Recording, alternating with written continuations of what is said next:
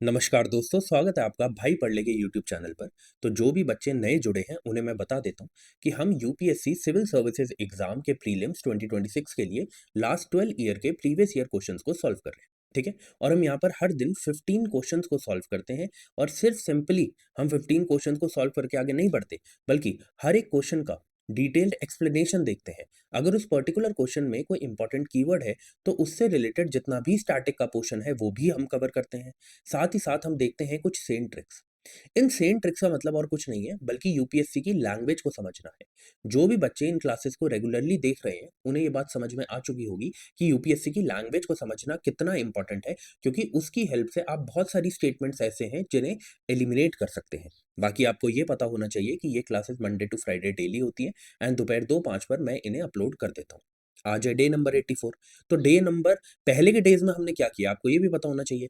तो अभी तक हमने 2014 से लेके 2023 तक के प्रीवियस ईयर पेपर्स को कंप्लीट कर लिया। डे नंबर 82 से हमने स्टार्ट किया है 2024 का प्रीवियस ईयर पेपर। ठीक है। तो आज है डे नंबर 84। तो इसी 2024 के प्रीवियस ईयर पेपर के क्वेश्चन नंबर 31 से लेके 45 तक के क्वेश्चंस को आज हम कंप्लीट करने वाले हैं। ठीक है। अब चलते हैं डायरेक्टली अपनी क्लास की तरफ। अगर मेरी स्पीड आपको स्लो लगती है तो वीडियो की स्पीड को आप 1.25 या 1.5 पे करके देख सकते हैं। ठीक है। अब देखिए ज़रा, हर एक क्वेश्चन से पहले मैं आपको 10 टू 15 सेकंड्स दूंगा डिपेंडिंग ऑन द क्वेश्चन कि कैसा क्वेश्चन है, लेंदी है या नहीं है। ठीक है। आप उसमें क्वेश्चन को पढ़ेंगे एंड फिर आप अपना आंसर मार्क करेंगे, देन मैं आपको एक्सप्लेनेशन दूंगा। इसके पीछे का रीज़न ये है कि आपका पढ़ना ज़्यादा इंपॉर्टेंट है। जब आप पढ़ेंगे तभी आप कैच कर पाएंगे चीज़ों को जो मैं आपको समझाना चाहता हूँ। ठीक है। अब देखो जो ये पहला क्वेश्चन है, थोड़ा सा इसके बारे में एक्सप्लेन कर देता हूँ फिर आप इसे पढ़ लेना। Radio isotope thermo electric generator RTGs. ठीक है। अब ये ना एक न्यू टेक्नोलॉजी हमें देखने को मिली थी जिसके ऊपर क्वेश्चन पूछा गया था। ये किसका क्वेश्चन था? साइंस एंड टेक का। अब बहुत से बच्चे ऐसे होते हैं जिन्हें साइंस एंड टेक पढ़ने में मुश्किल होती है। उन्हें ऐसा लगता है कि हमारा बहुत ज़्यादा टाइम जाएगा, हमें उतना आउटपुट नहीं मिलेगा। तो वो क्या कर सकते हैं, करंट अफेयर्स के टॉपिक उठाओ जितने भी साइंस एंड टेक के इंपॉर्टेंट है, उनके कीवर्ड्स पकड़ो और कीवर्ड्स को डिटेल में पढ़ लो। इतना तो करना ही पड़ेगा। ठीक है। स्मार्ट वर्क कर लो थोड़ा। अगर आपसे उतना वर्क नहीं हो रहा जितना रिक्वायर्ड है तो आप स्मार्ट वर्क करके उतना कर लो जितना आप कर सकते हो, जितना आप मैक्सिमम कर सकते हो। ठीक है। तो इसके लिए आप क्या कर सकते हो, कोई मैगजीन भी पढ़ सकते हो या फिर आपको पता है मैं मंथली करंट अफेयर्स के सेशंस लेता हूँ, है ना। उसमें मैं क्वेश्चंस करवाता हूँ। उसमें मैं सारे क्वेश्चंस एक साथ करवाता हूँ, चाहे वो पॉलिटी के हो, इकोनॉमिक्स के हो, चाहे वो इंटरनेशनल रिलेशंस के हो, साइंस एंड टेक के हो, जितने भी सब्जेक्ट्स हैं आपके सबके मैं क्वेश्चंस करवाता हूँ। 100 क्वेश्चंस करवाता हूँ, है ना। जनवरी की भी वीडियो आपको 2 से 3 दिन में देखने को मिल जाएगी। एक ही वीडियो में मैं पूरे मंथ की करंट अफेयर्स करवाऊंगा इस बार। ठीक है।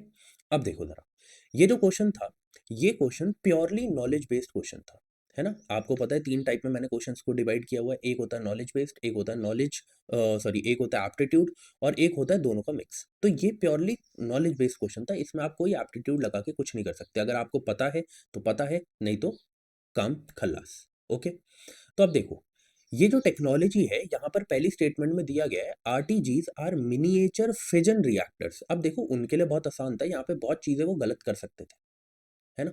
बहुत चीजें गलत कर सकते थे। जैसे मिनिएचर की जगह क्या पता बहुत बड़ी होती हो, मिनिएचर ना होती हो। फिजन की जगह क्या पता फ्यूजन होता हो, वहां पे उसमें फिजन ना होता हो। ठीक है। अब यही क्वेश्चन था और यहीं पे उन्होंने गलती कर दी। एक्चुअल में ना ये फिजन तो बिल्कुल भी नहीं था। या एक्चुअल में क्या था, ये न्यूक्लियर बैटरीज थी। न्यूक्लियर बैटरीज थी। कि किस लिए यूज होती है ये न्यूक्लियर बैटरीज। अब यहाँ पर देखो क्या है कि आपको पता है, अगर आपको खुद ही समझ आ रहा होगा कि अगर न्यूक्लियर बैटरीज है तो इसका मतलब है इनकी कैपेबिलिटी, इनकी एफिशिएंसी बहुत ज़्यादा हाई होगी। और अगर इनकी कैपेबिलिटी और एफिशिएंसी बहुत ज़्यादा हाई है तो ये कहाँ पे यूज़ किए जाएंगे? ये ऐसी जगह यूज़ किए जाएंगे जहाँ पर डायरेक्ट एनर्जी पहुँचाना मुश्किल है, जैसे कि डीप स्पेस मिशंस। तो वहाँ पर इन्हें यूज़ किया जाता है। इनकी जो आप देखेंगे ना कि इनकी जो लाइफ है ये ऑलमोस्ट 30 ईयर्स की होती है। मतलब आप देख रहे हैं कि कितनी ज़्यादा कैपेबिलिटी है, कितनी ज़्यादा एफिशिएंसी है इसकी, है ना? तो इसके ऊपर इसीलिए क्वेश्चन बनाया गया था। उस टाइम की टेक्नोलॉजी थी, आज के हिसाब से इतना इंपॉर्टेंट नहीं है। बस बेसिक्स पता होने चाहिए कि क्या है, क्या नहीं है, ताकि आपके दिमाग में रहे कि हाँ, कोई radio isotope thermo electric generators भी होते हैं कोई चीज़। ठीक है? अब ये क्या लिखा हुआ है? आरटीई, तो ये हो जाता है गलत। RTGs are used for powering the onboard system of spacecraft। मैंने ये बोला deep sea mission, deep sea कह रहा हूँ, डीप स्पेस मिशंस के लिए इन्हें यूज किया जाता है, तो ऑब्वियसली इसमें यूज किया जाएगा। फिर RTGs कैन यूज, अब देखो बोला कैन, बोला है न्यूक्लियर बैटरीज है। आपको पता है कि न्यूक्लियर बैटरीज के लिए न्यूक्लियर फ्यूल ही यूज होगा। अब वो थोरियम हो या फिर प्लूटोनियम हो या फिर यूरेनियम हो, कुछ भी हो सकता है ना। अब यहाँ पे बोला कैन, तो हमें पता है कि ये भी तो एक न्यूक्लियर फ्यूल ही है, प्लूटोनियम 238। तो ऑब्वियसली जब न्यूक्लियर बैटरीज है तो बहुत सारे न्यूक्लियर फ्यूल्स उसमें यूज हो सकते हैं, उसमें से एक फ्यूल ये है तो ये भी यूज हो सकता है ना। तो इसमें ये नहीं बोला था सिर्फ यही यूज होता है, बोला ये भी हो सकता है। और ऐसी स्टेटमेंट्स आपको पता है कि करेक्ट होती हैं, ठीक है, बट कनेक्ट भी करना पड़ेगा ना। अगर कनेक्ट नहीं करोगे तो फिर नहीं हो पाएगा, नहीं समझ में आएगा, ठीक है।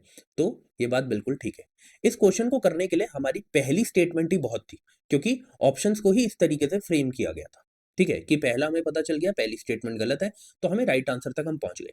बट फिर भी हमारे लिए इंपॉर्टेंट है बाकी स्टेटमेंट्स को पढ़े और समझने की कोशिश करें कि किस तरीके से वो स्टेटमेंट्स को करेक्ट कर रहे हैं और किस तरीके से वो स्टेटमेंट्स को गलत कर रहे हैं, क्योंकि हम कर रहे हैं यहाँ पे प्रैक्टिस, है ना। अब देखो जरा 2 और 3, बाकी आपको पता है लास्ट में आपको क्या करना है, मुझे कमेंट सेक्शन में बताना है 15 में से आपके कितने ठीक होते हैं, है ना। इसी तरीके से मैं आपसे आपका रिव्यू जान सकता हूँ कि आप वीडियो को पूरा देख रहे हैं, ठीक है, और समझ रहे हैं या नहीं समझ रहे हैं, ठीक है।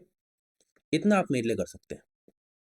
अब देखिए ज़रा, यहाँ पर जो मैंने चीज़ आपको समझाई है वही चीज़ यहाँ पे लिखी है कि ये एक highly reliable maintenance free nuclear batteries होती हैं, ठीक है, जो कन्वर्ट करती है हीट को from the natural radio active decay plutonium 238। अब ये एक न्यूक्लियर फ्यूल है और भी फ्यूल यूज हो सकते हैं, ठीक है। इसको ये इलेक्ट्रिसिटी में कन्वर्ट करती है, खुद ही समझो ना, थर्मो इलेक्ट्रिक, मतलब जो थर्मल पावर है उसको किस में कन्वर्ट किया जा रहा है, उसे इलेक्ट्रिसिटी में कन्वर्ट किया जा रहा है, ठीक है। अब देखिए यहाँ पे ऐसे ही आगे भी चीजें लिखी हुई है, लेकिन मैंने वही कहा कि तब के लिए इंपॉर्टेंट था, एक प्रॉपर क्वेश्चन पूछ लिया गया है, फिर से आए मुश्किल है, बट फिर भी आपको नॉलेज होनी चाहिए बस, तो इसलिए मैंने यहाँ पे लिखा है कि ड्यूरेबल काफी ज्यादा होता है, ओवर 30 ईयर्स के टाइम पीरियड तक इसे यूज कर सकते हो आप, सिंगल बैटरी को डीप स्पेस मिशन के लिए इसे यूज किया जाता है, ठीक है। तो इतना आपके लिए जानना इंपॉर्टेंट था, इससे ज़्यादा कोई फ़ायदा नहीं है, ठीक है। आज की जो न्यू टेक्नोलॉजीज़ आ रही है उन्हें आपको जानना चाहिए, ठीक है। वो आपको कहाँ मिल जाएगा, या तो आप मंथली करंट अफेयर्स पढ़ लो जहाँ से भी आप पढ़ रहे हैं, नहीं तो आप मेरे सेशंस भी देख सकते हैं। अब देखिए ज़रा, नेक्स्ट क्वेश्चन है, नेक्स्ट क्वेश्चन के लिए मैं आपको कितना टाइम दे रहा हूँ, 10 सेकेंड्स दे रहा हूँ, फिर मैं इसका राइट आंसर आपको देता हूँ, चलिए।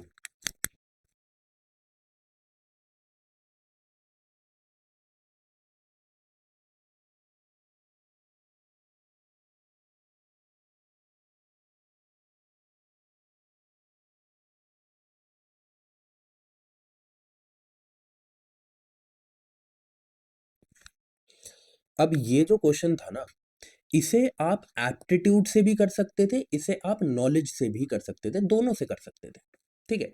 अब मैं ऐसा क्यों कह रहा हूं उसे समझने की कोशिश करते हैं। या तो आपने ज्योग्राफी में जायंट स्टार्स और डॉर्फ स्टार्स के बारे में पढ़ा हो, तो आप इस क्वेश्चन को कर लेंगे नॉलेज से। अगर आपने नहीं पढ़ा तो आप दोनों स्टेटमेंट्स को देखना, आपको पता है जब भी इस तरीके के ऑप्शंस आते हैं आपको पता होता है दोनों स्टेटमेंट गलत नहीं हो सकती, सिंपल सी बात है, इतना हमें पता होता है इस टाइप के क्वेश्चन में। अब देखो जरा, giant stars live much longer than dwarf stars, ठीक है, मान लिया, मान लेते हैं, ठीक है, ठीक है, मान रहे हैं, ये ठीक है, मान रहे हैं अभी, ठीक है। कंपेयर्ड टू डॉर्फ स्टार, फिर सेकंड पे आओ, compare to dwarf stars giant stars have greater rate of nuclear reaction. अब ये दोनों जो स्टेटमेंट है ये आपस में कर रही है कॉन्ट्राडिक्ट, कॉन्ट्राडिक्ट कर रही है आपस में, ऐसा क्यों। अब खुद सोचो, अगर जायंट स्टार्स का न्यूक्लियर रिएक्शन ज्यादा है तो वो जल्दी बर्न होंगे, है ना। अगर उनका रेट ऑफ न्यूक्लियर रिएक्शन ज्यादा है तो वो जल्दी बर्न होंगे, और वो जल्दी बर्न होंगे तो वो ज्यादा लॉन्गर कैसे जी सकते हैं, ऐसा तो हो ही नहीं सकता। तो ये दोनों तो आपस में कॉन्ट्राडिक्ट कर रही हैं। अब हमें समझ में आ गया, ना ये ऑप्शन होगा ना ये ऑप्शन होगा, ठीक है। इस बात को अब हम समझ गए। अब हमारी नॉलेज वर्क करेगी कि हमें इतना पता है कि ये बात तो एकदम ठीक है कि जो जायंट स्टार्स है उनका रेट ऑफ न्यूक्लियर रिएक्शन ज्यादा होता है। क्यों ऐसा होता है, आप इस बात को समझो, ये बड़ा जायंट स्टार है, इसके जो कोर का प्रेशर है और टेम्परेचर है वो ज़्यादा होता है, क्योंकि मास ज़्यादा है और क्योंकि इसका टेम्परेचर, कोर का टेम्परेचर और कोर का यहाँ पे प्रेशर ज़्यादा होता है, इस वजह से यहाँ पे न्यूक्लियर रिएक्शन भी हमें ज़्यादा देखने को मिलता है। रेट ऑफ न्यूक्लियर रिएक्शन भी ज़्यादा देखने को मिलता है और इस वजह से जो जायंट स्टार्स होते हैं, वो लॉन्गर नहीं, ये लेसर दैन डॉर्फ स्टार्स, ठीक है? मतलब कि जो डॉर्फ स्टार्स हैं, क्योंकि उनके कोर का जो टेम्परेचर है और प्रेशर कम होता है, इस वजह से वहाँ पे रेट ऑफ न्यूक्लियर रिएक्शन कम होता है, इस वजह से वो लंबा जीते हैं और जो जायंट स्टार्स होते हैं, वो जल्दी मर जाते हैं या फिर मैं बोलूँ उनकी लाइफ कम होती है, ठीक है? इस बात को आपको समझना था, बट अब मैं कहता हूँ, अब क्या हो सकता है ना, आपको पता है वो कीवर्ड पकड़ते हैं, अगले साल फिर से पूछ लेते हैं। तो अब आप क्या करना, जायंट स्टार्स और डॉर्फ स्टार्स के बारे में अच्छे से पढ़ लेना। हो सकता है एक क्वेश्चन प्योरली इनके ऊपर आ जाए, मैंने आगे इन्फॉर्मेशन ऐड करी है, अभी मैं आपको बता भी देता हूँ, पर अगर आप और ज़्यादा पढ़ना चाहें तो आप पढ़ सकते हैं, ठीक है? इंपॉर्टेंट कीवर्ड्स को आपको पढ़ना है, ऐसे ही आपको कीवर्ड्स उठाने हैं और ऐसे ही आपको पढ़ना है, मैं आपको तरीका सिखा रहा हूँ, ठीक है? अब 32 का राइट आंसर क्या हो जाएगा, हमें पता चल गया पहली स्टेटमेंट जो है वो हमारी गलत है, तो ऑप्शन नंबर डी जो है वो हमारा राइट आंसर है। अब देखो मैंने थोड़ा-सा यहाँ पे कंपैरिज़न दे दिया इनके बीच में आपको, ठीक है? जायंट स्टार्स जो होते हैं उनका जो लाइफ स्पैन होता है वो शॉर्ट होता है, ठीक है? और डॉर्फ स्टार जो होता है उनका लाइफ स्पैन जो है वो लंबा होता है, ठीक है? लॉन्ग होता है। ऐसा क्यों हो रहा है? इसीलिए क्योंकि यहाँ पर आपको जायंट स्टार्स में न्यूक्लियर रिएक्शन का जो रेट है वो काफ़ी ज़्यादा देखने को मिलता है और आपको ऐसा क्यों देखने को मिलता है? क्योंकि मैंने आपको बताया कि जो कोर है उसका टेम्परेचर और उसका प्रेशर काफ़ी ज़्यादा है, ठीक है? इस वजह से nuclear rate of nuclear reaction यहाँ पे ज़्यादा होता है। वहीं पर जो डॉर्फ स्टार्स हैं, उनका जो मास है वो कम है और इस वजह से वहाँ का जो टेम्परेचर है, कोर का जो टेम्परेचर है और कोर का जो प्रेशर है वो कम है, इस वजह से वहाँ पे रेट ऑफ न्यूक्लियर रिएक्शन भी कम है, ठीक है? आई होप आपको ये कॉन्सेप्ट समझ में आ गया होगा, ठीक है? लास्ट चीज़ एक बात समझना, जो जायंट स्टार्स होते हैं, उनकी ल्यूमिनोसिटी बहुत ज़्यादा होती है। ल्यूमिनोसिटी का मतलब क्या है? जो जिसे हम कहते हैं कि उनकी लाइट जो है, उनसे जो लाइट निकल रही है, जो जायंट स्टार्स होते हैं, उनसे जो लाइट निकलती है वो ज़्यादा होती है एंड डॉर्फ स्टार्स जो होते हैं, उनसे जो लाइट निकल रही है वो कम होती है, दोनों के कंपैरिज़न में, ठीक है? तो इसकी ल्यूमिनोसिटी ज़्यादा है, इसकी ल्यूमिनोसिटी कम है। आगे बढ़ते हैं। अब इस क्वेश्चन पे मैं आपको टाइम नहीं देने वाला, ये प्योर बायो का क्वेश्चन था, it was a pure knowledge question, इसमें आप कुछ नहीं कर सकते, आपको आता है, नहीं आता, नहीं आता, ठीक है? अब इसमें ये पूछा गया कि which one of the following is synthesized in human body that dilates blood vessels and increases blood flow, ठीक है? इनमें से कौन सा वो है? तो एक सिंपल सी बात है, ये हमारी बॉडी में मिलता है, यही होगा, सिंपल सी चीज़ है।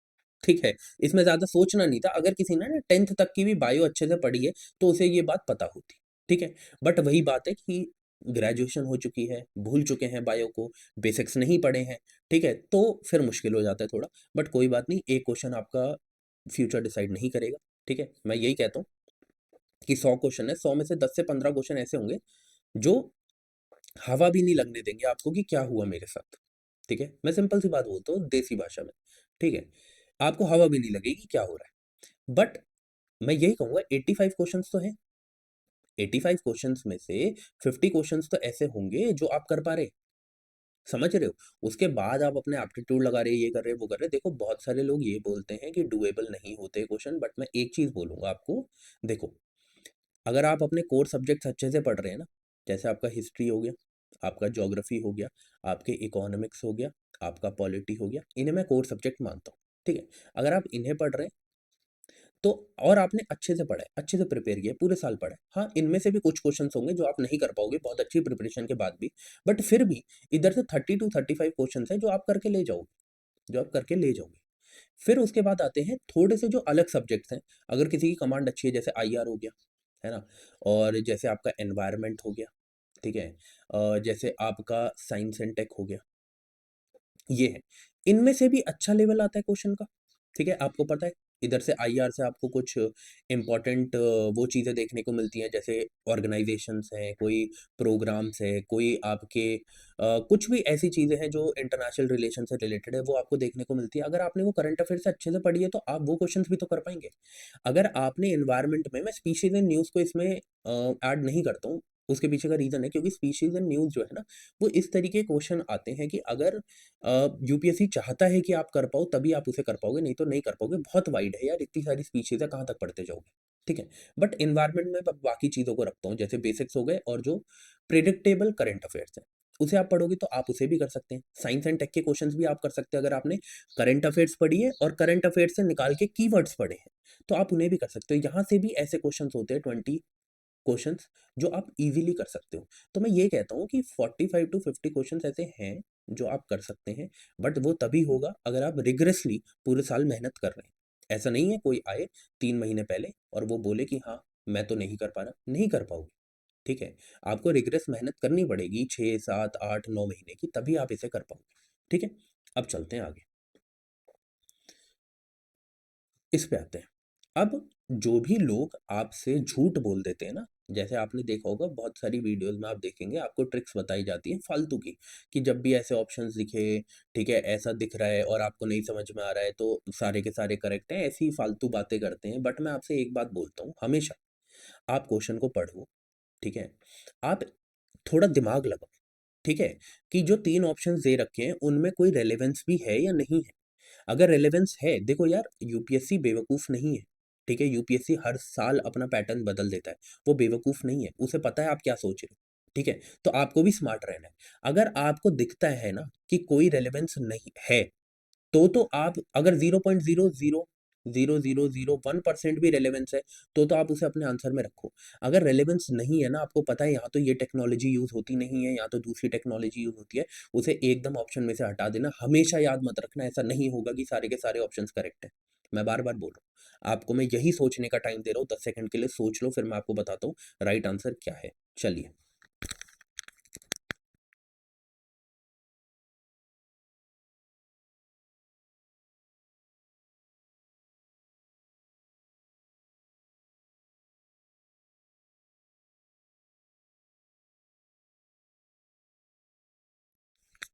चलिए, अब देखिए ज़रा, मैं ना एक सिंपल सी बात बोलता हूँ। इधर बोला कि इनमें से कौन-सी एक्टिविटीज़ है जिसमें रेडार यूज़ होता है। अब वही साइंस एंड टेक वाली बात है कि रेडार कीवर्ड था, तो रेडार आपको समझना था कि रेडार कहाँ पे यूज़ किया जाता है। तो अगर आपने थोड़ा भी पढ़ा होता तो आपको इतना पता होता कि जहाँ पर भी रेडियो वेव्स की मूवमेंट होगी, जहाँ पर भी रेडियो वेव्स की मूवमेंट होगी, वहाँ पे से यूज़ किया जाएगा, ठीक है? अब जहाँ पर भी आप इस बात को समझो, जहाँ पर भी जैसे अब एक सोचो, एक और बात बोलता हूँ। ये दोनों ऑप्शन देखो, मॉनिटरिंग ऑफ प्रेसिपिटेशन, ये नहीं बोला कहाँ पर, किस सीज़न में, कुछ नहीं बोला, सिर्फ सिंपली लिख दिया, ठीक है। Tracking the migration of animals, चलो ये भी एकदम सिंपली लिख दिया, बहुत वाइड लिखा है, ये नहीं बोला एक एनिमल है, दूसरा एनिमल है, एक जगह पे, दूसरी जगह पे, जगह भी नहीं दी, कोई एनिमल भी स्पेसिफिकली नहीं बताया, ठीक है, चलो मान लिया। इसमें भी प्रेसिपिटेशन कहाँ पे हो रही है, ठीक है, किस सीज़न में हो रही है, कौन से एरिया में हो रही है, कौन से रीजन में हो रही है, कुछ नहीं बताया, बस सिंपल रखा। बस एक बात देखो फर्स्ट स्टेटमेंट में ऐसा क्यों लिखा है, इधर भी तो लिखा जा सकता था कि आइडेंटिफिकेशन की मतलब कि जो पैसेंजर्स हैं, ठीक है? उनके लगेज को चेक करने के लिए इसे यूज़ किया जाता है। ऐसे भी तो बोल सकते थे। बट इन्होंने ऐसे क्यों लिखा है आइडेंटिफिकेशन ऑफ पर्टिकुलरली एक चीज़ बोला है नारकोटिक्स ऑन पैसेंजर और फिर ये भी बोला है कि एयरपोर्ट पे और इन एयरक्राफ्ट, ठीक है? ऐसा क्यों बोला है? भई यहाँ पर तो ये यूज़ ही नहीं होगा ना। आप नारकोटिक्स को पकड़ने के लिए रेडियो वेव्स के मूवमेंट को क्या जज करोगे? आपको तो यहाँ पे किसकी ज़रूरत है? एक्स-रेज़ की। आपको तो यहाँ पे स्निफर डॉग्स की ज़रूरत है, ठीक है? तो आपको क्या करना था, आपको यहाँ पर अपनी कॉमन सेंस को यूज़ करना था। ये तो आपको पता है ना कि नारकोटिक्स का सामान है तो वो एक्स-रेज़ के थ्रू, स्निफर डॉग्स के थ्रू पकड़ा जाता है। वो रेडियो वेव्स की मूवमेंट की वज़ह से थोड़ी पकड़ा जाता है, ठीक है? अब जब आपको पता चला ये गलत है, तो मैं हमेशा बोलता हूँ जो थोड़ी-सी वाइड रिप्रेज़ेंटेशन है जिस भी स्टेटमेंट में वो करेक्ट होती है, जहाँ पे स्पेसिफिकली कुछ नहीं बताया गया। यहाँ पे स्पेसिफिकली कह रहे थे कि नारकोटिक्स को पकड़ रहे हैं, ऊपर से एयरपोर्ट के अंदर। देखो यहाँ पर ये ऐसे खेल खेलते हैं, तो इस लैंग्वेज को आपको समझना पड़ेगा। तो यहाँ पर सेकंड एंड थर्ड करेक्ट थे, बाकी फर्स्ट जो है वो इनकरेक्ट था। ओके, अब देखिए ज़रा आगे बढ़ते हैं। ये भी देखो प्योर नॉलेज बेस्ड क्वेश्चन है, इसमें आप कुछ नहीं कर सकते। अब आपको समझ में आ रहा होगा क्यों करंट अफेयर्स में मैं डिफेंस के क्वेश्चंस भी डालता हूँ। चाहे मैं उन्हें पॉइंटर्स में डालता हूँ, है ना? जो भी पीडीएफ मतलब कि पीडीएफ ले रहे हैं मुझसे, उन्हें पता है कि मैं पॉइंटर्स में डिफेंस के टेक्नोलॉजीज़ को डालता हूँ पॉइंट्स के रूप में, पॉइंटर्स के रूप में, ठीक है? ऐसा मैं क्यों करता हूँ? भाई ऐसे क्वेश्चन पूछे जाते हैं, ठीक है? अब वही बात है, जिसने पढ़ा है उसे पता होगा राफेल जो है वो 4th जनरेशन का है, तो इसको यूजुअली ऐसे बोलते हैं 4.5th जनरेशन। जो मिग है वो क्या है? वो 4th जनरेशन है, ठीक है? इसे भी ये भी 4th जनरेशन है बट इस तरीके से लिखा जाता है 4.5th जनरेशन है, ठीक है? तो ये इनमें से कोई सा भी 5th जनरेशन का नहीं है, नन है। बट वही है, ये प्योर नॉलेज बेस्ड क्वेश्चन था, इसमें कोई एप्टीट्यूड नहीं लगा सकता था, ठीक है? और बहुत ही एक्सट्रीम क्वेश्चन बनाया था, नन इसका आंसर था, ठीक है? बट इसलिए बोलूँगा कि करंट अफेयर्स में जो मैं डिफेंस के पॉइंटर्स डालता हूँ, उसको पढ़ लेना, वहाँ से क्वेश्चन आते हैं। कुछ नहीं पता यूपीएससी का, देखो आप यूपीएससी को नहीं जज कर सकते, मैं अभी भी बता रहा हूँ। एक साल वो स्पोर्ट्स से 5 के 5 क्वेश्चन पूछ लेता है, अगले साल कुछ नहीं पूछता, अगले साल अवार्ड से पूछ लेता है, उसके बाद कुछ नहीं पता कि इस साल वो डिफेंस से पूछ ले। आप नहीं जज कर सकते हो, तो आपको ऐसा नहीं करना है कि आपने एक अपने दिमाग में बायस बना लिया कि बस यही मैं करूँगा या करूँगी और बस मैं यही करके जाऊँगा। ऐसे नहीं कर सकते आप। आपको सब कुछ पढ़ना पड़ेगा, ये याद रखना। हाँ, आपको कितना क्या पढ़ना है वो आपको टाइम अपना सेट करना पड़ेगा बट ऐसा नहीं है कि आप कुछ भी छोड़ के गए और आप बोले कि हाँ, यार अब तो मेरे को ये नहीं आया, मैं क्या करूँ? देखो, या तो आप अपना माइंड का सेटअप इस तरीके से कर लीजिए कि आप बोलिए अपने अपने आप को समझा लीजिए कि भाई ये सब्जेक्ट्स हैं जो मैंने पढ़ने हैं। क्योंकि अब इतना कम टाइम बचा है कि आप सब कुछ तो नहीं पढ़ सकते, है ना? आप अपने दिमाग में बिठा लीजिए कि मैं इस ये मुझे पढ़ना है, ये तो मुझे पक्का तैयार करके जाने हैं, ये कोर सब्जेक्ट्स हैं +2 कोर सब्जेक्ट्स में +2 हमेशा याद रखना, environment and science and tech को मत भूलना प्लीज़। ठीक है? ये कोर सब्जेक्ट्स तो मैंने आपको 4 बताए हैं और +2 एनवायरनमेंट और साइंस एंड टेक इसे प्लीज़ मत भूलना, इसे मत छोड़ना। इन्हें आप प्लीज़ करके ही जाना, ठीक है? उसके बाद जब आपने ये कर लिया है, तो आप फिर अपना जैसे आपने सोचा कि इंटरनेशनल रिलेशंस नहीं पढ़ा मैंने, तो आप क्या कर सकते हैं, बस करंट अफेयर्स उठाओ, उसमें जो इम्पोर्टेंट ऑर्गनाइज़ेशंस है, इम्पोर्टेंट मीटिंग्स हुई है, ठीक है? वो पढ़ लो बस, बात खत्म। और अपने दिमाग को बना के जाओ एग्ज़ाम में कि अगर इस तरीके का क्वेश्चन आता है, तो मैं परेशान नहीं होऊँगा या नहीं होऊँगी, जो मैंने पढ़ा है सिर्फ़ मैं उन क्वेश्चन्स को अटेम्प्ट करूँगा या करूँगी और उसके बाद जब मैंने अटेम्प्ट कर लिए, फिर मैं उन क्वेश्चन्स पे जाऊँगा या जाऊँगी, जो मैंने नहीं पढ़े थे और उनको मैं एप्टीट्यूड से सॉल्व करने की कोशिश करूँगा। ये करना है आपको, ठीक है? आगे बढ़ते हैं। अब देखिए ज़रा हाइड्रोजेल्स, ये भी देखो यार अब साइंस एंड टेक का ही था, मैं कह तो रहा हूँ यार ऐसा मत करना साइंस एंड टेक को छोड़ दो, प्लीज़ मत करना मैं बोल रहा हूँ, आप पछताओगे बाद में। अब ना इस क्वेश्चन को करने के लिए आपको हाइड्रोजेल्स क्या हैं वो पता होने चाहिए थे। उनको कहाँ पे यूज़ किया जाता है वो पता होना चाहिए था। उन्होंने तो पता है क्यों इसमें ये ऑप्शंस डाले हैं प्रिपरेशन ऑफ इंडस्ट्रियल लुब्रिकेंट उन्होंने देखा हाइड्रो, लोग समझेंगे क्या समझेंगे पानी और जेल, जेल होगा तो लुब्रिकेंट की तरह वर्क करेगा। भाई बिल्कुल भी ऐसा नहीं है। इसे कहाँ पे यूज़ करते हैं? इसे ड्रग डिलीवरी में, मेडिकल में यूज़ किया जाता है हाइड्रोजेल्स को, ठीक है? इसकी एप्लीकेशन एग्रीकल्चर में भी कोई हद तक देखी जाती है, बट मेनली जो इसकी जितनी भी एप्लीकेशन है वो मेडिकल सेक्टर में है। तो मोबाइल एयर कंडीशनिंग सिस्टम बिल्कुल भी नहीं, सिर्फ़ और सिर्फ़ कंट्रोल्ड ड्रग डिलीवरी इन पेशेंट्स। तो कब कर पाते इस क्वेश्चन को जब हाइड्रोजेल्स पता होता। अब नहीं पता तो कोई बात नहीं, क्या पता अगली बार पूछ ले हाइड्रोजेल्स के बारे में, तो हाइड्रोजेल्स देख लो कैसे होते हैं, इस तरीके से। ये एकदम स्किन की शेप ले लेते हैं और ये एकदम स्किन की तरह होते हैं, सॉफ्ट होते हैं, पोरस होते हैं, ठीक है? इसके अंदर आप क्या कर सकते हैं, इसके अंदर आप दवाई को ऐड कर सकते हैं या आपकी स्किन के साथ जैसे हम कहते हैं कॉन्टैक्ट में आता है और आपकी स्किन में धीरे-धीरे दवाई को डालने लगता है। आपने इसको पता है कहाँ पे देखा होगा और मैं बताता हूँ। अगर कोई नेटफ्लिक्स वगैरह देखता होगा या कोई मतलब कि फॉरेन सिनेमा देखता है तो वहाँ पर लोग नशा करने के लिए इसको यूज़ करते हैं, अपने इस एरिया में लगा लेते हैं और उसके बाद झूमते रहते हैं। क्यों? क्योंकि इसके अंदर जो केमिकल है वो धीरे-धीरे स्किन के अंदर जाता है और आपको देखो किया तो यूज़ इसे अच्छे के लिए ही था, स्टार्ट तो इसे अच्छे के लिए ही किया था, बट अब इसे नशा करने के लिए भी यूज़ किया जा रहा है। तो ये है हाइड्रोजेल्स। क्या है? 3D cross linked network polymers capable of holding large amount of water. अब large amount of water hold करने का मतलब क्या है? इस वाटर के साथ कुछ और चीज़ें भी ऐड करी जाएंगी ना, जो भी आपको डायरेक्टली स्किन में पहुंचानी है, स्किन के अंदर पहुंचानी है। तो इसलिए इसे ड्रग डिलीवरी के लिए, टिश्यू इंजीनियरिंग के लिए एंड एग्रीकल्चर सेक्टर में भी कहीं किसी हद तक यूज़ किया जाता है। ठीक है? कैसे होते हैं? सॉफ्ट होते हैं, पोरस होते हैं। पोरस क्यों होंगे? तभी तो वाटर होल्डिंग कैपेसिटी है इसके पास। ठीक है? बायो कंपैटिबल है, तभी वाटर के थ्रू क्या किया जाता है? ड्रग्स को ऐड किया जाता है। ठीक है? इसके अंदर।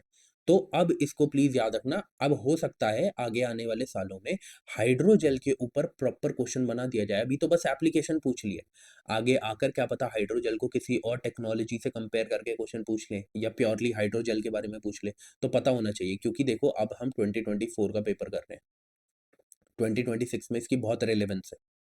ठीक है? 2025 का पेपर करेंगे, उसकी भी बहुत रेलेवेंस है। कीवर्ड्स रिपीट हो सकते हैं, तो मैं ये कह रहा हूँ 2020 के बाद जितने भी क्वेश्चन पेपर्स हैं, उनमें जितने भी कीवर्ड्स मैंने करवाए हैं, उन्हें प्लीज़ अच्छे से पढ़ लेना। ठीक है? आगे बढ़ते हैं।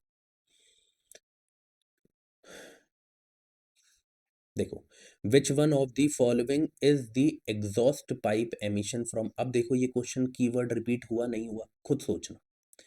मैंने आपको क्या बताया था, एक बार इससे पहले वाले साल में क्वेश्चन पूछ लिया गया था, किससे रिलेटेड, कि हाइड्रोजन फ्यूल सेल से रिलेटेड क्वेश्चन पूछ लिया था। ठीक है? हाइड्रोजन फ्यूल सेल से रिलेटेड क्वेश्चन पूछ लिया था कि इलेक्ट्रिक व्हीकल्स में इसका यूज़ किया जा रहा है। मैं बार-बार बोल रहा था आपको उस टाइम से कि पढ़ लेना कि इसका सिर्फ़ और सिर्फ़ जो बाय प्रोडक्ट होता है, वो क्या होता है, वो वाटर वेपर्स होते हैं या वाटर होता है, इतना आपको पता होना चाहिए था। और क्वेश्चन प्योरली उसके ऊपर बना दिया। मैं आपको कह रहा हूँ, आपको क्वेश्चन सेम नहीं मिलेगा, पर कीवर्ड्स जो है ना, वो रिलेटेड कीवर्ड्स पूछे जाते हैं।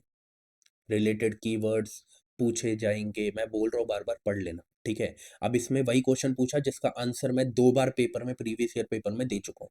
क्या पूछा इधर क्वेश्चन, कि जो फ्यूल सेल इलेक्ट्रिक व्हीकल्स हैं, जिसमें हाइड्रोजन को एज़ अ फ्यूल यूज़ किया जाता है, उसके एग्ज़ॉस्ट पाइप से क्या एमिट होता है? इनडायरेक्टली वो कह रहे हैं कि बाय प्रोडक्ट क्या है? ये बहुत प्रेडिक्टेबल क्वेश्चन था। बाय प्रोडक्ट क्या है? ये पता होना चाहिए। तो मैंने आपको बोला था, जब भी जो भी इलेक्ट्रिक व्हीकल है जिसमें हाइड्रोजन को यूज़ किया जा रहा है, उसका सिर्फ़ और सिर्फ़ एक ही बाय प्रोडक्ट होता है, and which is water vapour. ठीक है? आई होप आपको ये बात समझ में आ गई होगी। ठीक है? आगे बढ़ते हैं। यहाँ पर जो चीज़ मैंने बोली है, वही चीज़ यहाँ पे लिखी है, बस एक चीज़ एक्स्ट्रा है जो याद रखना। यहाँ पर आप देखेंगे कि 2 चीज़ यहाँ पर क्या करती है, रिएक्ट करती है। एक तो हाइड्रोजन हो गया जो फ्यूल की तरह वर्क कर रहा है, जो आपके टैंक में स्टोर होगा, और ऑक्सीजन। ये दोनों आपस में रिएक्ट करते हैं। ये ऑक्सीजन कहाँ से आ रही है? जो आस-पास की एयर है ना, उसमें से ये ऑक्सीजन आ जाती है। इसमें कोई ऑक्सीजन सिलेंडर की ज़रूरत नहीं है। ये आस-पास की एयर को यूज़ करता है, आस-पास की ऑक्सीजन को यूज़ करता है। जब ये दोनों रिएक्ट करते हैं, तो उसके बाद एट द एंड हमें बाय प्रोडक्ट क्या देखने को मिलता है? Water vapour. यही इस पूरे पैराग्राफ में लिखा हुआ है। ठीक है? आगे बढ़ते हैं। बहुत इंपॉर्टेंट है। देखो अब ये भी क्या है? Environment and science and tech को जोड़ के क्वेश्चन पूछा गया है। Environment and science and tech, pure knowledge based question, कुछ नहीं कर सकते नहीं पता तो इसलिए कह रहा हूँ यार, एनवायरनमेंट साइंस एंड टेक के अच्छे क्वेश्चंस आते हैं, आप उन्हें पढ़ो, आप उन्हें छोड़ना मत, गलती मत करना इस बात की। ठीक है? आप बहुत ज़्यादा तवज्जो कोर सब्जेक्ट्स को देते हो, व्हिच इज़ इम्पोर्टेंट, बट आप बिल्कुल ही तवज्जो नहीं देते एनवायरनमेंट साइंस एंड टेक को, वो बहुत गलत बात है। वो आपको नहीं करना है। ठीक है? अब देखो ज़रा, ये पम्प्ड स्टोरेज हाइड्रो पावर क्या है? देखो इस बात को समझना, ये पूछा गया है कि ये कहाँ पे यूज़ किया जाता है। ठीक है? अब बात ये है कि कहाँ पे यूज़ किया जाता है, एक बार पूछ लिया। अगली बार क्या इसके ऊपर प्योरली एक क्वेश्चन नहीं बन सकता कि पम्प्ड स्टोरेज हाइड्रो पावर है क्या? ठीक है? तो सबसे पहले तो आपको ये समझना है कि इसे कहाँ पे यूज़ किया जाता है। पम्प्ड स्टोरेज हाइड्रो पावर को रेन वाटर हार्वेस्टिंग सिस्टम के रूप में इसको क्या किया जाता है, इसको जिसे हम कहते हैं कि यूज़ किया जाता है। नहीं, नहीं, नहीं, नहीं, नहीं, नहीं, नहीं, नहीं, रेन वाटर हार्वेस्टिंग नहीं। रेन वाटर हार्वेस्टिंग तो इसमें यूज़ करी जा सकती है। इसको यूज़ किया जाता है लॉन्ग ड्यूरेशन एनर्जी स्टोरेज के लिए। ठीक है? मैं थोड़ा कन्फ्यूज़ हो गया था क्योंकि पम्प स्टोरेज हाइड्रो पावर में रेन वाटर सिस्टम को यूज़ किया जाता है। ठीक है? अब देखो ज़रा, कैसे इसमें एनर्जी को स्टोर किया जाता है, इसके ऊपर बात करते हैं। देखो, मैंने यहाँ डायग्राम ऐड किया है, उसके बा इसे मैं समझाता हूँ, फिर आपको सब कुछ समझ में आएगा। 2 रिजर्वॉयर्स होते हैं इसमें, एक होता है अपर रिजर्वॉयर, एक होता है लोअर रिजर्वॉयर। अब ये तो नेचुरल है कि ये हाई प्रेशर एरिया, ये लो प्रेशर एरिया है, तो इस तरीके से वाटर मूव करेगा। ठीक है, बीच में लगा दिया जाता है एक पावर प्लांट चैम्बर। ठीक है, जहाँ पे होगी टरबाइन्स, और ये जो टरबाइन्स है, ये जब मूव करेंगी इस वाटर की वजह से, जो बहुत ही हाई प्रेशर के साथ, हाई वेलोसिटी के साथ आ रहा है, इसकी वजह से इलेक्ट्रिसिटी जनरेट होगी, जो ट्रांसमिट करी जाएगी ट्रांसमिशन लाइन्स के थ्रू। ठीक है, अब होता ये है कि अब मान लो कि उतनी पावर प्रोड्यूस करी जा चुकी है। अब ये पानी तो कहीं पे भी खराब नहीं हो रहा ना। अब समझ लो कि ये जो इलेक्ट्रिसिटी है, जितनी प्रोड्यूस करनी है उतनी प्रोड्यूस हो चुकी है। अब जितनी जो इलेक्ट्रिसिटी बच जाती है ना, उसको यूज़ किया जाता है वापस इस पानी को इस रिज़र्वॉयर में पहुँचाने के लिए। ठीक है? तो क्या किया जाता है, उतनी इलेक्ट्रिसिटी यूज़ कर ली, उतनी एनर्जी यूज़ कर ली जितनी ज़रूरत है। उसके बाद जो एक्सेस एनर्जी जो स्टोर्ड है, उसको यूज़ किया जाता है इस वाटर को वापस ऊपर पहुँचाने के लिए, ताकि फिर से इसे यूज़ किया जा सके इलेक्ट्रिसिटी को जनरेट करने के लिए। ठीक है? तो वही यहाँ पे लिखा गया है। ये large scale energy storage technology है, जो फंक्शन करती है as a giant water battery by moving water between 2 reservoirs at different elevation. एक की हाइट ज़्यादा, एक की कम है। बोला गया है 90% जो आपको global long duration energy storage देखने को मिलती है, वो इसी की हेल्प से देखने को मिलती है, पंप स्टोरेज, हाइड्रो पावर्स की हेल्प से। इसमें से जो सरप्लस रिन्यूएबल एनर्जी होती है, वो उसकी हेल्प से वाटर को पंप किया जाता है वापस अपहिल में।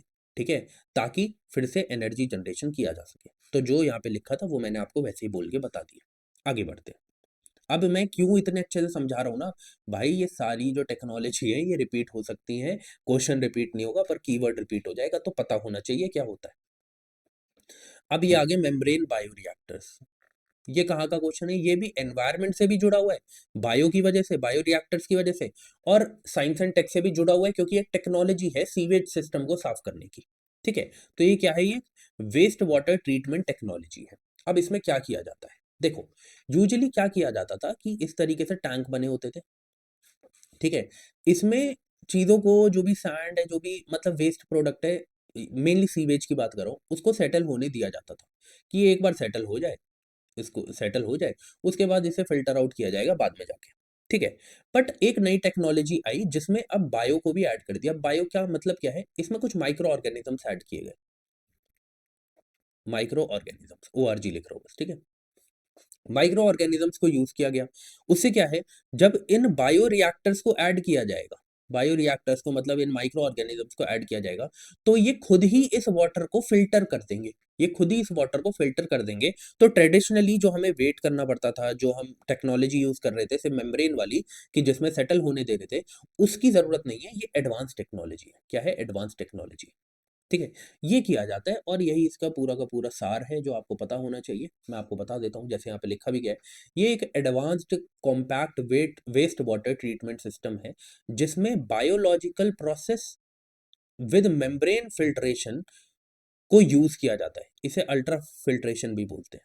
क्या किया जा इसमें क्या होता है, जो पॉल्यूटेंट्स हैं, सॉलिड्स हैं, पैथोजेंस हैं, ठीक है? उनको रिमूव किया जाता है with high quality effluent suitable for reuse, जिसे रीयूज़ किया जा सकता है, और ये क्या बन जाता है, ये रेडी टू यूज़ वाटर बन जाता है, ठीक है? इसमें किसको यूज़ किया जाता है, जो सीवेज वाटर है उसको यूज़ किया जाता है। जैसे हम यहाँ पे देखेंगे, यहाँ पे मैंने कहीं ऐड भी किया था, हाँ। जो कन्वेंशनल टेक्नोलॉजी है जिसमें हम सेटल करने देते हैं टैंक में, ठीक है, जो भी वेस्ट प्रोडक्ट है उसे, उसकी जगह क्या किया गया है, उसमें ऐड किया गया माइक्रो ऑर्गेनिजम्स को, ठीक है, जो बायो रिएक्टर्स है ना, जो क्या करते हैं, वैसे ही इसको सेपरेट कर देते हैं और वाटर को क्लीन करते हैं। ठीक है, फिर उसके बाद क्या होता है, फिर वही फिल्टर आउट होता है और ज़्यादा, एंड फिर आप तक घरों तक पहुंचता है ये। ठीक है, प्राइमरीली इस टेक्नोलॉजी को कहाँ यूज़ किया जाता है, म्यूनिसिपल सीवेज में, industrial waste water treatment plants में, ठीक है, वहाँ पे यूज़ किया जाता है। ओके, आगे बढ़ते हैं। इकोनॉमिक्स का क्वेश्चन है, ये तो आई होप आप कर ही लेंगे, ठीक है? और 2 मिनट दे रहा हूँ, 2 मिनट कह रहा हूँ, 15 सेकंड्स दे रहा हूँ आपको, पढ़ लो, समझ लो, तब तक मैं पानी पी लेता हूँ और फिर उसी एनर्जी के साथ वापस आता हूँ और नेक्स्ट क्वेश्चंस को देखेंगे। चलिए।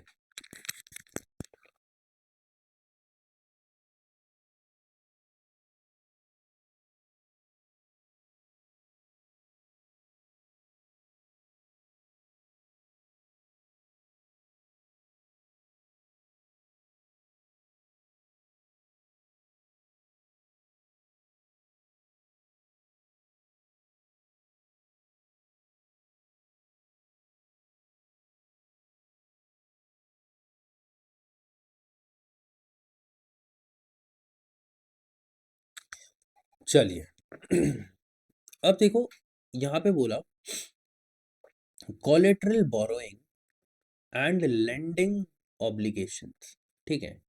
ऑब्लिगेशंस का मतलब लेंड करना ही पड़ेगा। कहाँ कहाँ देखने को मिलता है हमें? क्या फॉरेक्स मार्केट में देखने को मिलेगा? नहीं, यहाँ पे तो फॉरेक्स एक्सचेंज होते हैं, है ना, जो भी फॉरेन करेंसी है ना, वो सारी चीजें यहाँ पे एक्सचेंज होती है। बॉन्ड मार्केट जो होती है वहां पे तो आप बॉन्ड्स खरीदते हैं, इन्वेस्ट कर रहे हैं, इसमें कोलेटरल बोरोइंग कहाँ हो रही है? ठीक है। स्टॉक मार्केट में भी क्या कर रहे हैं आप? स्टॉक्स को खरीद रहे हैं, यहाँ पे भी कहाँ ये सब होता है? मनी मार्केट में ये चीजें देखने को मिलती हैं। मनी मार्केट क्या है? वो मार्केट जहां पर जो भी लोन दिया जाता है वो 1 ईयर से कम टाइम के लिए दिया जाता है, 1 ईयर से कम टाइम के लिए दिया जाता है। 1 दिन से लेके 1 डे से लेके 1 ईयर के बीच में जो लोन प्रोवाइड किया जाता है उसको मनी मार्केट में इंक्लूड किया जाता है। अब मनी मार्केट की जगह एक और मार्केट होती है जिसमें 1 ईयर से ज्यादा टाइम के लोन होते हैं, ठीक है। वो कौन सा होता है मुझे जरा कमेंट सेक्शन में बताना, ठीक है, कि उसको क्या बोलते हैं। जैसे इसको मनी मार्केट बोलते हैं, उसको कौन सी मार्केट बोलते हैं आपको मुझे कमेंट सेक्शन में बताना है, ठीक है। अब थोड़ा सा मनी मार्केट के बारे में और इन सारी चीजों के बारे में पढ़ लेते हैं, बाद में रिपीट हो सकता है तो आप क्या करेंगे आपको तब समझ में आ जाएगा, ठीक है। अब बॉन्ड मार्केट क्या होती है? बॉन्ड मार्केट वो जगह है जहां पर गवर्नमेंट या कॉरपोरेट बॉन्ड्स को बाय या सेल किया जाता है, उसे हम बॉन्ड मार्केट बोलते हैं। एक चीज प्लीज याद रखना, ये क्वेश्चन आगे पूछा जा सकता है, आगे पूछा जा सकता है कि ना बॉन्ड प्राइस और इंटरेस्ट रेट, बॉन्ड प्राइस और इंटरेस्ट रेट में क्या डिफरेंस होता है, क्या रिलेशन होता है? हमेशा याद रखना, जितना ज्यादा बॉन्ड का प्राइस बढ़ता रहेगा उतना कम प्रॉफिट होगा। इसको इंटरेस्ट रेट की जगह मैं प्रॉफिट बोल देता हूँ, ठीक है। तो इनवर्सली प्रोपोर्शनल टू प्रॉफिट, ठीक है, मतलब जितना ज्यादा बॉन्ड प्राइस बढ़ता रहेगा उतना कम प्रॉफिट होगा, जितना कम बॉन्ड प्राइस होता जाएगा उतना ज्यादा प्रॉफिट बढ़ता जाएगा। इनवर्सली प्रोपोर्शनल रिलेशन होता है।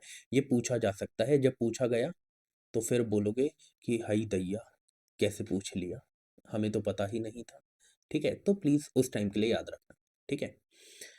उसके बाद फॉरेक्स मार्केट की बात करें, फॉरेक्स का मतलब तो फॉरेन मार्केट है ना, जहां पर कुछ ना कुछ क्या हो रहा है, फॉरेक्स रिजर्व्स हैं उनको यूज किया जा रहा है, फॉरेन करेंसीज का मतलब कि कहीं ना कहीं लेना देना है, उसकी बात करी जाती है। तो ये क्या है? फॉरेक्स मार्केट एक global decentralised over the counter market है जहां पर करेंसीज को ट्रेड किया जाता है, ठीक है। करेंसीज का मतलब international currencies, domestic country currencies, इनको क्या किया जाता है? इनको ट्रेड किया जाता है, ठीक है। यहाँ से ही एक्सचेंज रेट जो है वो डिटरमाइन होता है इस फॉरेक्स मार्केट की हेल्प से ही, ठीक है। अब थोड़ा जो यूपीएससी पॉइंटर है ये आप पढ़ सकते हैं, आपको पीडीएफ मिल जाती है, भाई पढ़ लेके टेलीग्राम चैनल पे। जो जो इंपॉर्टेंट है मैं सिर्फ उतना बताता हूँ, है ना। अब market of short term borrowing and lending typically with maturity of 1 year और लेस, मैंने आपको वो बता दिया पहले, है ना। ये मनी मार्केट की हम बात कर रहे हैं, ये लिक्विडिटी प्रोवाइड करता है मार्केट में। क्यों? जब 1 साल से कम का टाइम पीरियड होगा तो आपके पास क्या है? लिक्विडिटी ज्यादा होगी। अगर 1 साल से ज्यादा होगा, 5 5 10 10 साल के लिए आपने इन्वेस्ट कर रखा है, पैसा फंसा हुआ है, तो वहां पे लिक्विडिटी कम हो जाती है क्योंकि आप उसे निकाल ही नहीं सकते।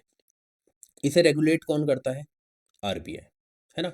इसमें हमें क्या क्या देखने को मिलता है? Treasury bills, certificate of deposits, commercial papers, ठीक है। ये चीजें क्या है?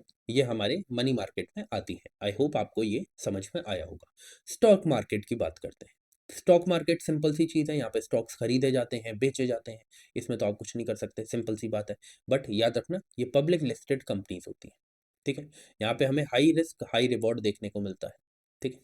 आगे बढ़ते हैं, इसको कौन रेगुलेट करता है? सेबी। उसको कौन करता था? आरबीआई। प्लीज इसे याद रखना। टोटल फर्टिलिटी रेट, देखो अब ना एक बात याद रखना, टोटल फर्टिलिटी रेट को इंट्रोड्यूस कर दिया है ना, ठीक है, और आपसे प्रॉपरली ये पूछा है क्या होता है, तो अब हो सकता है कि आगे आने वाले टाइम में यहां से कोई फैक्चुअल क्वेश्चन पूछ ले। जैसे अभी टोटल फर्टिलिटी रेट हमारे देश का क्या चल रहा है, आप मुझे कमेंट सेक्शन में बताएंगे, क्योंकि ये मैंने करंट अफेयर्स में करवा दिया, मंथली करंट अफेयर्स में, ठीक है। बहुत बड़ा कंसर्न है। क्यों कंसर्न है? क्योंकि जितना फर्टिलिटी रेट ऑप्टिमल होना चाहिए एक देश का, उससे हमारा फर्टिलिटी रेट कम हो गया। और इस वजह से ये बोला जा रहा है कि जिस हम उसकी बात करते थे ना कि हमारे देश की पॉपुलेशन ज्यादा है तो वर्किंग कैपिटल हमारे पास ज्यादा है, वो भी कम होती जाएगी आगे आने वाले सालों में, ठीक है। बोला हुआ है कि 2051 में पीक होगा हमारा वर्किंग पॉपुलेशन का, बट 2051 के बाद वो डिक्लाइन करेगा। और आज आप देखते हैं जापान का क्या हाल है, ठीक है। वहां पर जो ओल्ड सिटीजन्स है उनकी जो संख्या है वो बढ़ती जा रही है और जो वर्किंग कैपिटल है उनकी कम होती जा रही है। ठीक है। तो इसीलिए ऐसा कोई फैक्चुअल क्वेश्चन इससे पूछा जा सकता है। इस बार तो सिर्फ ये पूछ लिया कि टोटल फर्टिलिटी रेट क्या होता है, इसलिए मैं कह रहा हूँ मंथली करंट अफेयर्स मेरी जब देखोगे तो उसमें मैंने ये चीज करवाई हुई है, वहां पे जाके आप इसे पढ़ सकते हैं। ठीक है। अब देखो जरा, total fertility rate in an economy को आप डिफाइन कैसे करते हैं? इसका मतलब होता है एक अपनी चाइल्ड बियरिंग एज में एक महिला कितने बच्चों को जन्म देती है, उसके एवरेज को हम क्या बोलते हैं? Total fertility rate. ठीक है। इसमें कुछ मेल का लेना देना नहीं है, प्लीज इस बात को याद रखना, वो कंफ्यूज करने के लिए डाल देते हैं। ठीक है। तब वहां पर तो हर चीज सेंस बनाती है उस प्रेशर में, इसलिए बोल रहा हूं, अपने दिमाग में याद रखना। Birth rate minus death rate क्या होता है आपको पता है? ठीक है। फिर उसके बाद the number of children born in couple life time, देखो कपल ऐड कर दिया ना, मैन एंड वुमन ऐड कर दिया, ऐसी जब भी चीज होगी ना वो गलत होगी। A number of children born पर 100,000 people in the population in year, भाई इसको तो क्या बोलते हैं? इसको क्या टोटल फर्टिलिटी रेट बोलेंगे? बॉर्न कितने हो रहे हैं बताओ, इसे क्या बोलते हैं? ये दो भी क्वेश्चन है आपके। ठीक है। ये तो आपने बेसिक्स में ही पढ़ा होगा अपने। ठीक है। तो ये दोनों तो वैसे ही आंसर नहीं होते, अगर किसी को पता होता कि ये इन दोनों को क्या बोलते हैं तो इन दोनों को तो वैसे ही आप एलिमिनेट कर देते हैं। ठीक है। आगे बढ़ते हैं। कमेंट्स क्या करो, कमेंट करके मुझे बताया करो। जब आप कमेंट नहीं करते फिर मैं और क्वेश्चन पूछता हूँ। ठीक है। क्यों? क्योंकि जब आप कमेंट करेंगे मुझे पता चलेगा कि कितने लोग एंगेज कर रहे हैं।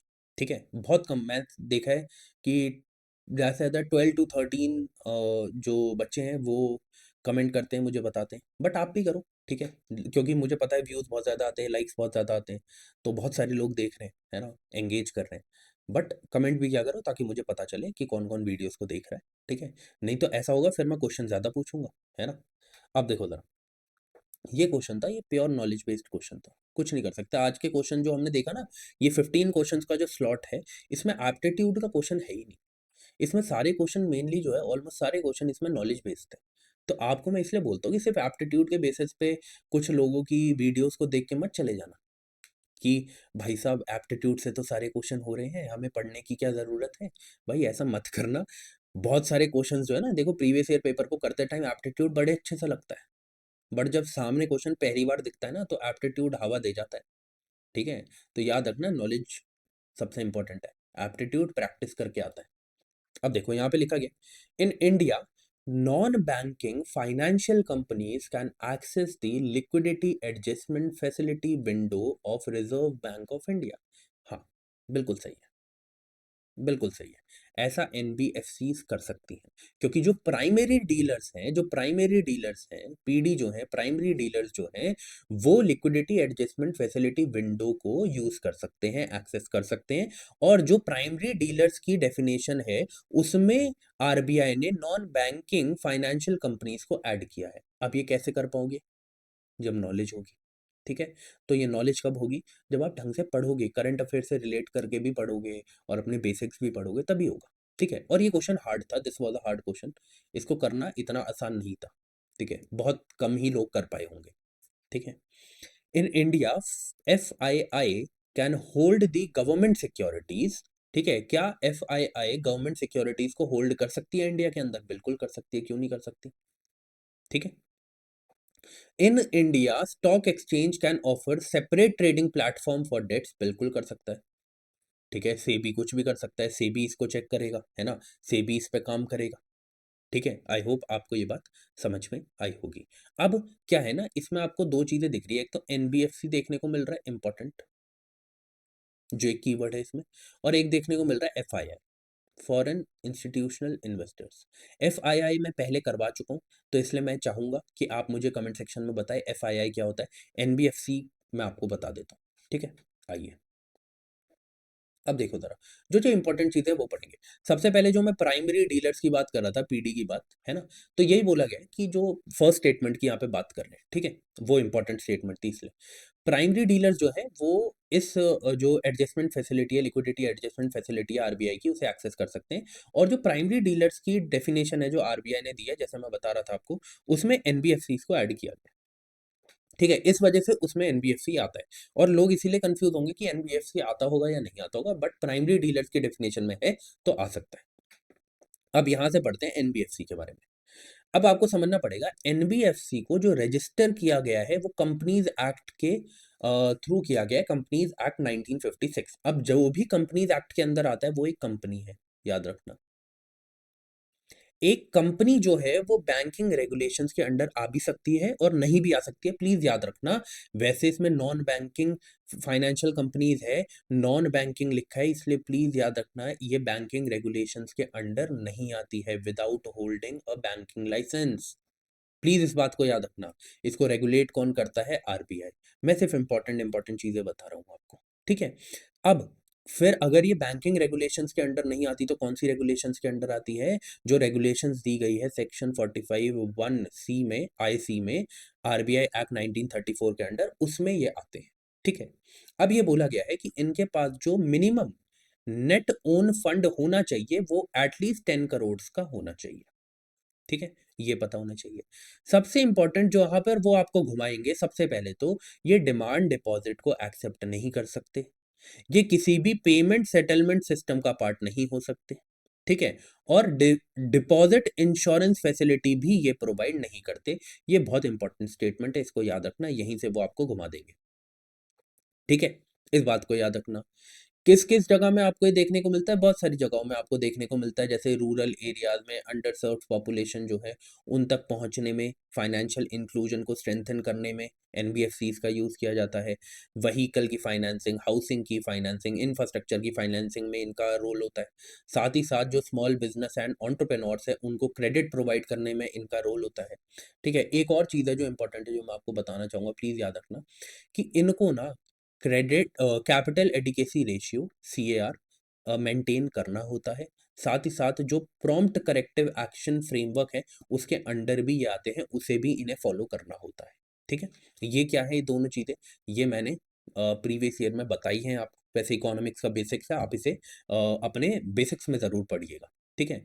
अब याद रखना, अगर आपसे वो ये बोल देना कि सारे के सारे ऑल एनबीएफसीज एक्सेप्ट डिपॉजिट्स, अगर ऐसा लिख दे तो भी गलत है, और अगर लिख दे all NBFCs does not accept deposits तब भी गलत है। क्यों? क्योंकि कुछ ऐसे एनबीएफसीज हैं जो डिपॉजिट को एक्सेप्ट कर सकते हैं अगर वो आरबीआई की कुछ रूल्स हैं अगर उसे वो कंप्लाई करते हैं तो, ठीक है। और कुछ होते हैं जो नॉन डिपॉजिट टेकिंग एनबीएफसीज होते हैं। जो मेजरली देखा जाता है एनबीएफसीज वो नॉन डिपॉजिट टेकिंग है, बट सारे के सारे ऐसे नहीं है, कुछ ऐसे भी हैं जो डिपॉजिट्स ले सकते हैं। तो दोनों ही स्टेटमेंट अगर आती है उल्टी सीधी कि all NBFCs can not take deposits, ये भी गलत है। All NBFCs does can not take deposits, ये भी गलत है, ठीक है। इस चीज को याद रखना। आगे बढ़ते हैं। ये क्वेश्चन आना बनता था, प्योर नॉलेज बेस्ड क्वेश्चन है, इकोनॉमिक का क्वेश्चन है।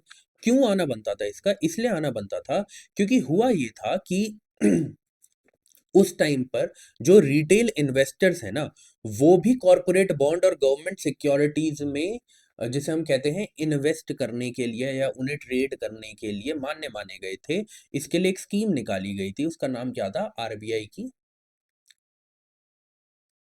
रिटेल डायरेक्ट स्कीम, ठीक है। पूरा लिख दूं क्या? पूरा लिख देता हूं, चलो। रिटेल डायरेक्ट स्कीम, ठीक है। तो इस वजह से क्वेश्चन पूछा गया था क्योंकि लोगों को पता था कि हाँ, कॉरपोरेट बॉन्ड्स और गवर्नमेंट सिक्योरिटीज जो है वो जो आप कर सकते हो, इसे ट्रेड कर सकते हो पेंशन फंड्स के रूप में, रिटेल इन्वेस्टर्स भी कर सकते हैं। ये किसके अंडर आएगा? पीएफ आरडीए, ठीक है। इंश्योरेंस कंपनीज क्या कर सकती है? बिल्कुल इंश्योरेंस कंपनी भी कर सकती है। ये किसके अंडर आएगी? आईआरडीए, ठीक है। तो हाँ, ये दोनों तो पहले से लोगों को पता था कि इंश्योरेंस कंपनीज हो गई, पेंशन फंड्स हो गए, ये तो कर ही सकते हैं ट्रेड कॉर्पोरेट बॉन्ड्स में, गवर्नमेंट सिक्योरिटीज में। बट क्वेश्चन था रिटेल इन्वेस्टर का, और ये न्यू मतलब तभी हमें देखने को मिला था, आरबीआई ने इसे लॉन्च किया था, retail direct investment, retail direct scheme, जिसके थ्रू जो रिटेल इन्वेस्टर्स हैं वो भी corporate bonds and government securities में ट्रेड कर सकते हैं। इसलिए क्वेश्चन पूछा गया था, करंट अफेयर्स बेस्ड क्वेश्चन था, बट हाँ, प्योर नॉलेज था, इकोनॉमिक्स का क्वेश्चन था। ठीक है, आई होप आपको ये बात समझ में आई होगी। तो ये क्या है, ऑल थ्री सारे। आगे बढ़ते हैं, ये क्वेश्चन आया एप्टीट्यूड का। नॉलेज नहीं भी होती, सिर्फ अच्छे से पढ़ते तो भी इस क्वेश्चन को कर पाते। ठीक है, 5 सेकंड दे रहा हूँ, सोच लो समझ लो, फिर हम देखते हैं क्या सही है क्या गलत है।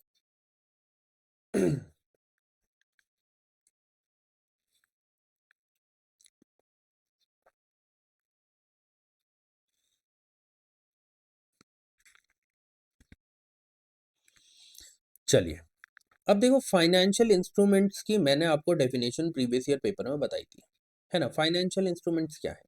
फाइनेंशियल इंस्ट्रूमेंट्स कोई भी वो चीज है जिसे आप एक फाइनेंस की तरह यूज कर सकते हैं। जैसे मैंने यहाँ पे ऐड भी किया होगा, देखो, कोई भी ऐसी चीज है जो मॉनेटरी वैल्यू होल्ड करती है, जिसे आप ट्रेड कर सकते हो, किसी को दे सकते हो। ठीक है, जैसे आप समझ लो कि आपके पास पैसे नहीं है। अब देखो यार, ये चीज है जो लीगली होती हो। ठीक है, अब आप अगर ये सोच रहे हैं ना कि ऐसा भी तो होता है कि अगर किसी ने 1 लाख का लोन लिया है, उसने कुछ नहीं, वो दे नहीं पाया, तो लोग उसकी जो लेंडर्स होते हैं वो उसकी गाड़ी ले जाते हैं। देखो ये इलीगल है, हम यहाँ पे सिर्फ लीगल की बात कर रहे हैं। ठीक है, तो अब देखो जरा, फाइनेंशियल इंस्ट्रूमेंट क्या है, वो लीगल कॉन्ट्रैक्ट है। कोई फिजिकल हो या वर्चुअल वैल्यू कोई चीज रखती हो, कोई मॉनेटरी वैल्यू रखती हो, जिसको आप क्रिएट कर सकते हैं, ट्रेड कर सकते हैं, मॉडिफाई कर सकते हैं, सेटल कर सकते हैं। ठीक है, जैसे जिसको आप एज अ फाइनेंशियल एसेट बोल सकते हो, ये सबसे इंपॉर्टेंट चीज है। एक फाइनेंशियल एसेट बोल सकते हो कि ये चीज मेरे पास है, अगर मुझे कभी भी कोई प्रॉब्लम होती है तो मैं इसे बेच सकता हूँ। ठीक है, फाइनेंशियल एसेट, एसेट्स की वैल्यू डेप्रिसिएट नहीं करती है विद टाइम, याद रखना। ठीक है, फाइनेंशियल लाइबिलिटी और equity instrument to another party. ठीक है, एक बायर होगा एक सेलर होगा। ठीक है, जो बायर है उसके लिए तो फाइनेंशियल सेटर है, और एक जो फाइनेंशियल लाइबिलिटी या फिर इक्विटी इंस्ट्रूमेंट या फिर क्या होगा किसके लिए, सेलर के लिए। ठीक है, तो ये चीज आपको पता होनी चाहिए। अब इसको समझ के आप कर सकते थे अगर आपको फाइनेंशियल इंस्ट्रूमेंट की थोड़ी सी नॉलेज होती कि इसमें क्या ये आ सकता है, मोटर व्हीकल, इसकी तो वैल्यू डेप्रिसिएट करती जाएगी विद टाइम। ये एक फाइनेंशियल इंस्ट्रूमेंट नहीं हो सकता। इसको तो आप क्या करते हैं, इसको तो आपने खरीदा ही यूज करने के लिए। ठीक है, इस बात को आपको समझना पड़ेगा। फंड्स, एक्सचेंज ट्रेडेड फंड्स, कोई भी फंड्स होंगे वो इसमें आएंगे। करेंसी स्वैप बिल्कुल इसमें आएगा, बट मोटर व्हीकल इसमें नहीं आएगा। ठीक है, और यही जो था, यही इस क्वेश्चन का कैच था जो आप एप्टीट्यूड से पकड़ सकते थे कि कोई भी फाइनेंशियल इंस्ट्रूमेंट जो होगा उसकी वैल्यू जो है वो डेप्रिसिएट नहीं करेगी। हाँ, उसकी वैल्यू ऊपर नीचे जा सकती है विद टाइम, वो तो मार्केट पे डिपेंड कर रहा है, पर डेप्रिसिएट तो नहीं करती ना विद टाइम, कि उसकी वैल्यू ही घटी जा रही। ठीक है, तो इसका जो राइट आंसर हमें देखने को मिलेगा वो देखने को मिलेगा 1 और 3। आगे बढ़ते हैं, ये क्वेश्चन भी बहुत बेसिक क्वेश्चन था, नॉलेज से ही होना था वैसे तो, बट बहुत ही बेसिक क्वेश्चन था। ये तो बेसिक नॉलेज है, शायद क्लास 10th 11th के बच्चों को, 10th 11th भी ज़्यादा बोल रहा हूँ, 9th 10th के बच्चों को ही पता होगा ये तो, है ना। जो एग्रीकल्चरल प्रोड्यूस को यहाँ क्या बोला, स्टोर कर रहे हैं। अब ये ना थोड़ा दिमाग लगाने वाली बात होती है। अगर एग्रीकल्चरल प्रोड्यूस हो तो प्राइमरी सेक्टर है, बट उसे स्टोर अगर किया जा रहा है तो कोई आप सर्विस प्रोवाइड कर रहे हो ना, तो ये कौन सा सर्विस सेक्टर होगा? सर्विस सेक्टर किस में आता है आपका, टर्शरी में। किस में आता है, टर्शरी में। ये तो एक सर्विस है, सर्विस है ये तो एक। डेयरी फार्म, हाँ, ग्राउंड से जुड़ा हुआ है, एग्रीकल्चर से जुड़ा है, तो प्राइमरी में आएगा, बिल्कुल आएगा। मिनरल एक्सप्लोरेशन, मिनरल्स को एक्सप्लोर कर रहे हैं, ग्राउंड से जुड़ा हुआ है आपका, जिसे हम कहते हैं कि इस ये किस में आएगा, ये आएगा प्राइमरी, प्राइमरी में। ठीक है, जो भी चीज आप ग्राउंड से जुड़े हुए रहकर कर रहे हो ना, ग्राउंड का मतलब लिटरली ग्राउंड नहीं है, मतलब बेस, किसी भी चेन की बेस में हो। जैसे आप समझो कि आपने क्या किया, आपने यहाँ से समझ लो वीट उगाया, वीट उगाया आपने, सबसे बेस पे हो आप उस चेन के। इस वीट को आगे बेचा जाएगा मैन्युफैक्चरिंग यूनिट में, वो यहाँ पे क्या करेंगे, इसके बिस्किट्स बना देंगे। अब इस बिस्किट्स को पैकेट में डालकर बेचने का काम किसका है, सर्विस सेक्टर का। तो ये क्या हुआ, वीट जो प्राइमरी सेक्टर में था, मैन्युफैक्चरिंग करी, बिस्किट बनाया सेकेंडरी में, सर्विस वाले क्या करेंगे, जो टर्शरी सेक्टर है वो क्या करेगा, इसको पैक करके आगे बेचेगा। ठीक है, ठीक है, तो इस तरीके से ग्राउंड से जुड़ा हुआ का मेरा मतलब क्या है, जो एक चेन की बेस पर है, ठीक है? ऐसी मिनरल एक्सप्लोरेशन बेस पर है। इस मिनरल्स को पहले एक्सप्लोर किया जाएगा, फिर उनको यूनिट्स में भेजा जाएगा, वहाँ पर उन्हें रिफाइन किया जाएगा, उस तरीके से तराशा जाएगा, जो चीज़ बनानी है वो बनाई जाएगी, फिर आगे जाकर जो सर्विस सेक्टर है वहाँ पर उसे बेचा जाएगा, ठीक है? तो इसीलिए ग्राउंड से जुड़े रहने का लिटरल मतलब मत समझ लेना, ग्राउंड से जुड़े रहना इसका मतलब ये है कि बेस पर हो कोई भी किसी भी चेन के, ठीक है? और वीविंग क्लॉथ फिर वही है, वीव कर रहे हो आप तो किस में आएगा, पहले कोई रॉ मटेरियल आया होगा, रॉ मटेरियल को वीव कर रहे हैं मतलब कहीं ना कहीं मैन्युफैक्चरिंग से जुड़ा हुआ है, तो वो किस में आता है, सेकेंडरी में, ठीक है? आई होप आपको ये बात समझ में आई होगी। Only two. तो आज के जो ये 15 क्वेश्चंस थे, हाँ, ये बाकी जो अभी तक हमने फर्स्ट हाफ में जो 30 क्वेश्चंस करे थे पहली 2 क्लासेस में, उनके मुकाबले थोड़े से ज़्यादा अच्छे लेवल के थे। बट हाँ, वो 30 क्वेश्चंस तो इतने अच्छे लेवल के नहीं थे ना, वो तो आप कर सकते थे। इन 15 में से अगर आप 5-6 भी कर पाते हो तो कोई बात नहीं, उन 30 में से तो 25 डूएबल थे ना, समझे इस चीज़ को? तो आप क्यूमुलेटिव देखोगे ना अगर पूरे 100 क्वेश्चंस को, तो आप देख पाओगे कि अगर आपने अच्छे से पढ़ाई करी है, ठीक है, तो आप काफ़ी ज़्यादा क्वेश्चंस कर पाएँगे, ठीक है? तो आज के सेशन में बस इतना ही था, आगे मैंने कुछ ऐड किया है क्या? यहाँ पे मैंने आपके लिए क्या किया कि प्राइमरी सेक्टर है, सेकेंडरी सेक्टर है, टर्शियरी सेक्टर है, इसमें क्या-क्या आता है, क्या-क्या नहीं आता है, वो ऐड किया। जो मैंने बोल के बता दिया ना, वही यहाँ पे लिखा हुआ है, कुछ एक्स्ट्रा नहीं लिखा हुआ, ठीक है? तो आप इसे पढ़ सकते हैं। बाकी करंट अफ़ेयर्स के जो मंथली करंट अफ़ेयर्स के सेशंस हैं, वो आपको जल्दी ही मिल जाएँगे देखने को 1-2 2 दिन के अंदर, 2 दिन तो चाहिए मुझे। आज 25th है ना, 26, 27, 28th को आपको देखने को मिल जाएगा, ठीक है? वो सेशन में मैंने पूरी जान की करंट अफ़ेयर्स खत्म करी है, फिर अगले महीने से आपको पता है मैंने टेलीग्राम पे अपडेट किया था कि क्या प्लान है हमारे अगले महीने का, है ना? तो वो सारी वीडियोज़ आएँगी प्लस मंथली करंट अफ़ेयर्स तो आपको देखने को मिलेगी। तो अब हम मिलते हैं अपने नेक्स्ट सेशन में, तब तक के लिए जय हिंद।